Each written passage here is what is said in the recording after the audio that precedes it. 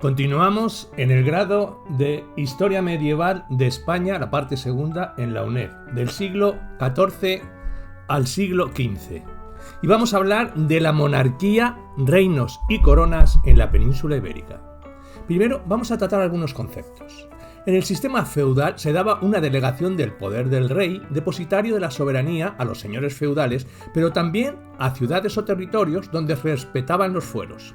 Son tres las atribuciones de poder que se desplazan del rey a los señores jurisdiccionales: administración de justicia, capacidad para formar ejército y cobro de tributos.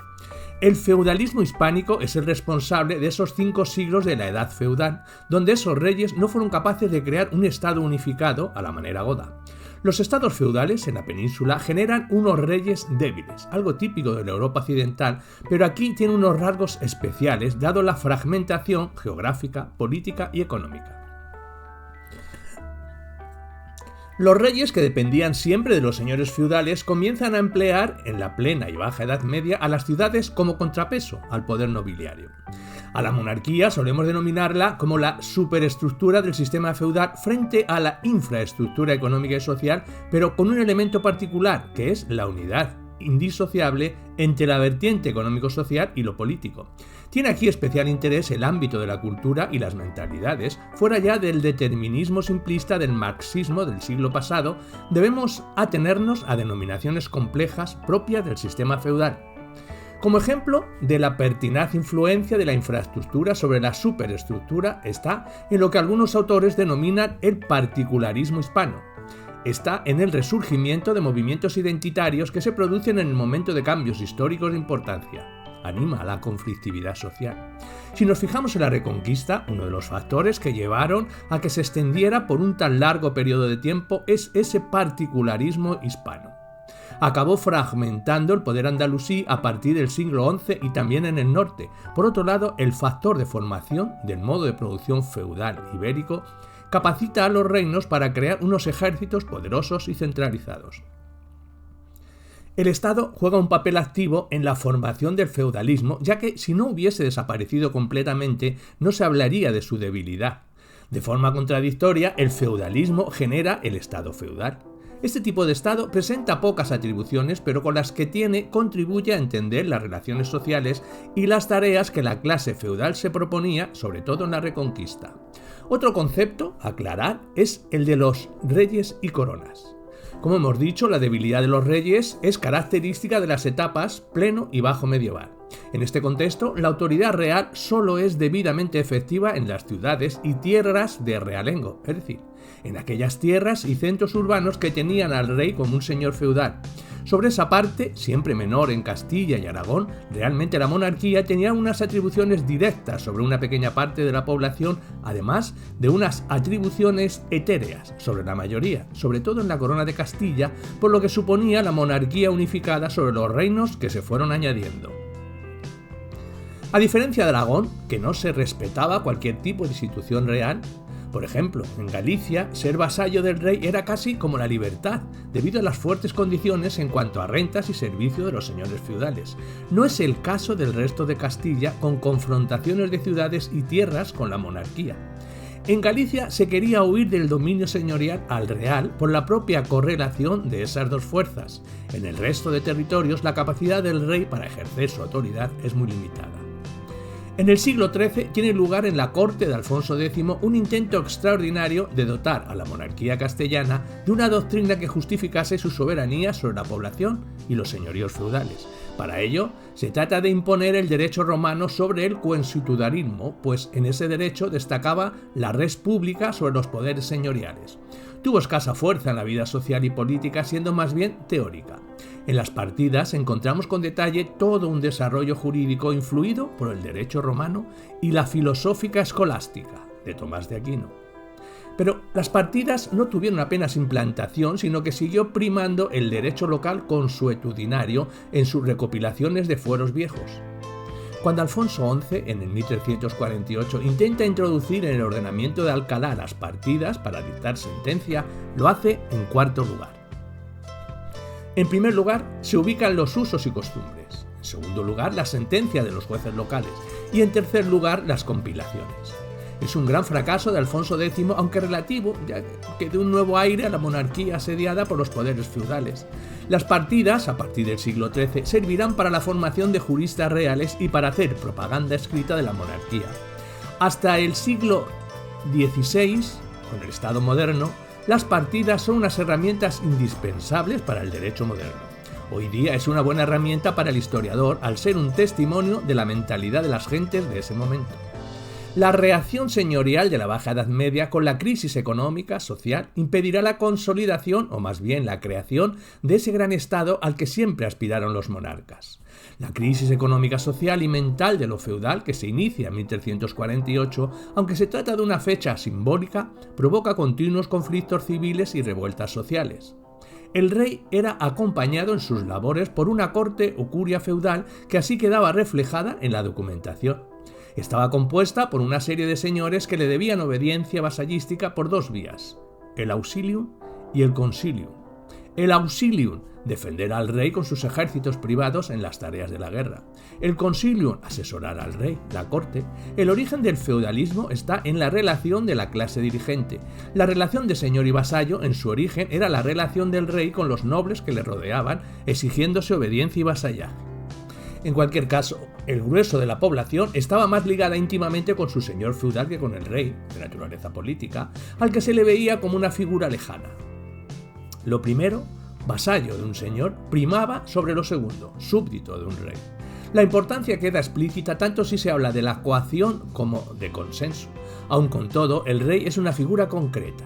Desde la plena Edad Media toma la iniciativa, al menos en aquellos aspectos que la corte feudal o los fueros viejos le permitían. En ocasiones, el rey es llamado en los tratados políticos príncipe, sobre todo en la Baja Edad Media. Las funciones del rey se describen según el fuero viejo de Castilla, que luego se recogen en las partidas, privilegios. Alta justicia. Esta se encuentra por encima de la justicia señorial, aunque está muy limitada en su aplicación. La apelación es, en última instancia, si no se resolvía en una primera parte. El problema de la justicia, en época feudal, radica en que el rey es juez y parte. El señor imparte justicia, pero según los temas, también era parte interesada con el conflicto. De ahí que se deriven del proceso jurídico conflictos sociales. También cabía la posibilidad de resolver conflictos en caso de que sucediese en la corte. Estos eran determinados delitos, atroces en general, que correspondían a esta jurisdicción. Se llevó a cabo sobre todo en conflictos internos de la nobleza y en los lugares de realengo, no más. Tiene eso sí una gran importancia simbólica, además de adornar el poder monárquico. Acuñar moneda. Se reconoce el papel del rey en la nueva vida económica, se relaciona con la industria, el comercio y las ciudades. En cada nueva ciudad suele haber un documento del rey o de un señor local avalado por él. Son atribuciones residuales desde el punto de vista señorial. De liderar el ejército. El rey tiene derecho a proclamar la guerra, a dirigirla y a coordinarla. El factor para la península es el más importante respecto a los otros dos. En ningún momento se le concede al rey la posibilidad de formar un ejército permanente, algo que sí poseían sus señores en sus territorios. Por otro lado, en la plena Edad Media, los ingresos, tributos del rey, provienen de los impuestos del comercio y la guerra. En esta última se solicita dinero a las ciudades a través de las cortes. Esta petición se acabará configurando como un impuesto fijo. La guerra es la base del poder real en la península ibérica. Es la primera tarea que justifica dicha institución y la única posibilidad de mantener ocupados a la nobleza y al alto clero, ya que supone la oportunidad de obtener nuevas tierras a cambio de servicios y homenajes. El rey no podía conceder estas mercedes a causa de su escaso patrimonio. Necesitaba de las tierras conquistadas para mantener fieles a los señores feudales, sobre todo a los laicos, los principales beneficiarios. La evolución del poder político, militar, monárquico, de norte a sur, no tiene explicación sin la guerra. Es el factor más importante para acercarnos a la monarquía como institución. Es la guerra permanente, no en un sentido cronológico, sino a la hora de marcar las instituciones. La guerra define el mapa y la evolución de los reinos hispánicos por la superficie de la sociedad. En esta superestructura se generan durante la plena Edad Media tres fenómenos interrelacionados. La existencia de reinos sin reyes propios. El reino de Galicia existe entre el V al XV, es un reino social, sin rey propio. No tiene rey propio desde el fin del rey suevo, con dos excepciones. el rey Don García II en el siglo XI o el caso de Alfonso Raimúndez, coronado como rey de Galicia en Compostela por Gelmírez, aunque fuese la plataforma para tomar el poder en León. Será el rey Alfonso VII, y en los siglos XIV y XV hemos detectado un siglo sin presencia física de ningún rey de Castilla en Galicia. Esto ayuda a crear la noción del rey imaginario, es decir, ni conocían el nombre del rey ni su persona, solo a través de representantes, cartas o monedas. Una característica acumulativa de las coronas de la península. Los reyes sí que cumplieron esa función ideológica no escrita que tenían el rey y su corte de llevar a cabo la profecía goticista en favor del triunfo de una España de inspiración goda unificada frente al Islam. Esto lo acaban consiguiendo los reyes católicos en el siglo XV, pero es iniciada por los monarcas asturianos en el VIII. Es un éxito que tiene que ver con el principio de representación social tanto en un sentido de mentalidades como en otro de representación social directo. Fueron capaces de asumir y difundir un imaginario político-religioso. Consiguieron al mismo tiempo resultados económicos, sociales, importantes para la nobleza al obtener nuevas tierras, así como para la cosa pública, gracias al auge de las ciudades, también con la finalidad de obtener su apoyo político, aunque en segundo lugar. De manera que ya en el XIII, pero sobre todo en el XII y sobre todo en el XIII, se crea al lado de la curia feudal las Cortes del Reino. Buscan que las ciudades tengan una representación directa cerca de la monarquía. La razón inicial era conseguir fondos para financiar las guerras. Estaban también representadas la nobleza y el clero. Era ansiado este apoyo por el poder arbitral del rey. La creación de las hermandades en las ciudades son atribuciones de justicia, servía para garantizar el orden público, el ejército, instituciones delicadas, casos de guerras, crisis sucesorias, vacíos de poder, posibilidad de nuevos tributos. Un ejemplo es el de la Santa Hermandad. Fue una concesión generosa y a la vez interesada a las ciudades, ya que siempre se busca un contrapeso de apoyo político a la nobleza feudal. El máximo de ese apoyo mutuo llegó en 1467 con la Santa Hermandad del Reino de Galicia, consiguiendo del rey Enrique IV el apoyo a sus actividades. A la hora de hablar de la evolución histórica que lleva a la consolidación de los reyes hispánicos, encontramos una profusión confusa de reyes y batallas. Vamos a destacar dos rasgos que parecen fundamentales entre los siglos XI al XV. Encajonamiento de algunos reinos del norte peninsular, caso del Reino de Galicia, de Navarra y del Principado de Cataluña, favorece la fortaleza y diferenciación de los factores económicos, sociales y culturales que caracterizarán a gallegos, vascos y catalanes. Menguado es en poder político, estos reinos, principado, intensifican esta diferenciación que tiene la máxima expresión en la potenciación de las lenguas romances o de la primitiva lengua euskera. Hablemos del Reino de Galicia. Este forma parte sucesivamente de los reinos de Asturias, León y Castilla desde el momento en que es absorbido por el Estado visigodo en el periodo anterior. Es un proceso clásico de encajonamiento, porque cada vez Galicia queda más lejos de la corte, deja de ser frontera con el Islam muy tempranamente, siendo un reino de retaguardia. No se beneficia tanto de todas las nuevas tierras y privilegios, ya que su vivencia no es de frontera o no participa activamente en la reconquista. El momento decisivo del encerramiento es en el 1085, cuando la capital pasa de León a Toledo. Queda agravado por la separación de la Galicia del sur, la Galicia bracarense, que será el germen del Reino de Portugal en el 1143. La pérdida total de influencia de este reino en la corte tiene lugar en el 1230, cuando muere el rey leonés Alfonso IX. Esto implica una feudalización del Reino de Galicia más temprana y específica. Del Reino de Navarra diremos que este reúne las provincias vascas y La Rioja. Siempre estuvo a partir del X encajonado entre lo que sería Castilla y Aragón. Tuvo su momento más brillante en el siglo XI con Sancho Garcés III el Mayor, muerto en 1035. Para ese momento reunía Castilla y los condados catalanes. El rey llegó a tomar León en el 1034 y a proclamarse Imperator Tutius Hispaniae, redundando en la idea goticista. Con Sancho IV, que muere en el 1076, el reino desaparece como tal durante 67 años. Quedan repartidos los territorios entre Castilla y Aragón. En 1143 vuelve a reaparecer, resaltando lo efímero y cambiante de los reinos mediante la herencia o guerra de tronos.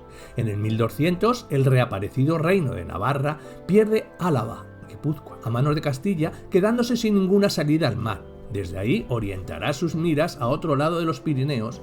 La anexión forzosa del reino por parte de Castilla se produce en el año 1515, si bien conservan los fueros viejos. Esto se debe seguramente por influencia de Aragón más que de Castilla. De Cataluña diremos que, al igual que Galicia, se integra en una entidad política superior que es la Corona de Aragón. Uno de los 3 condados sirvió de base para la creación del Condado de Aragón, que por estar mejor situado geográficamente fue una plataforma para la reconquista. Hay que decir, no obstante, que Aragón respetó la categoría de los territorios que iba anexionando.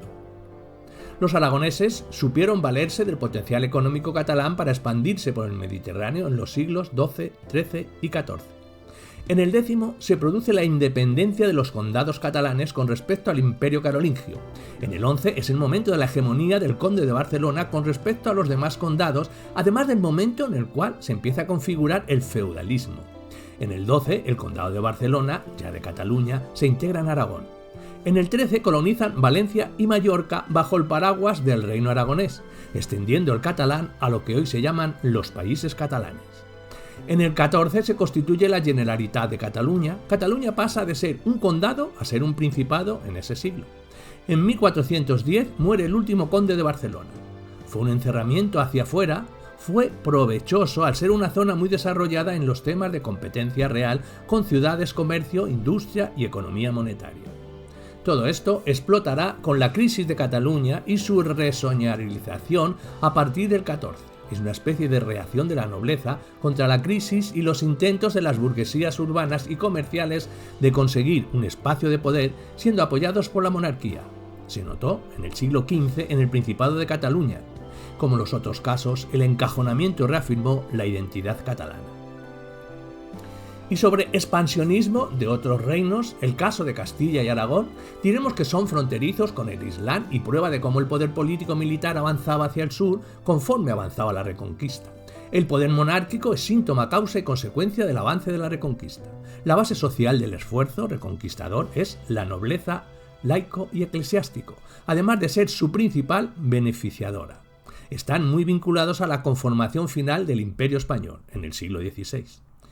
Sobre Castilla, diremos que en el 932 el Condado de Castilla es autónomo con respecto al Reino de León.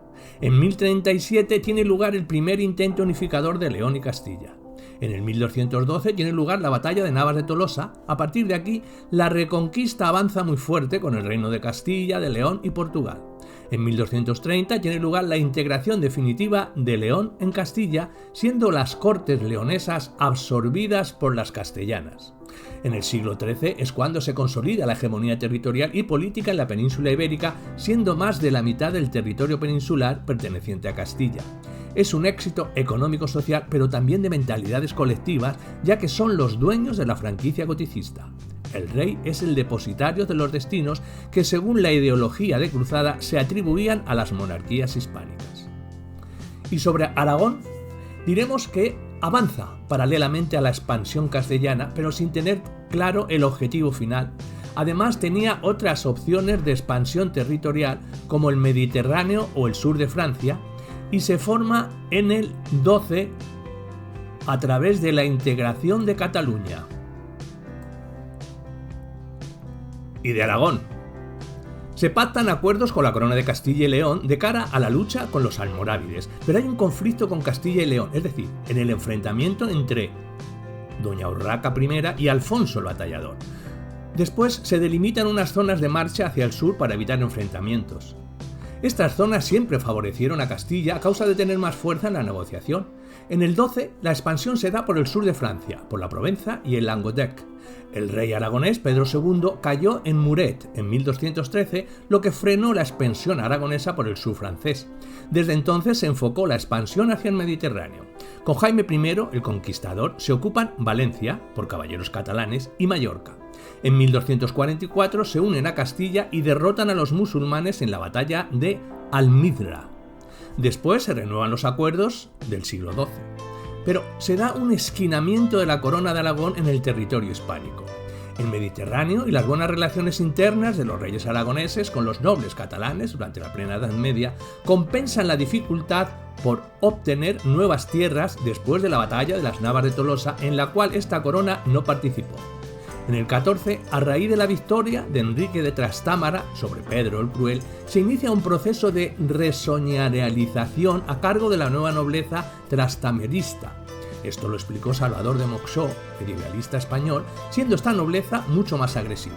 Esta nobleza, posterior a 1369, llevará el espíritu expansionista a nuevas tierras de infieles, más allá del Atlántico y a partir de 1492.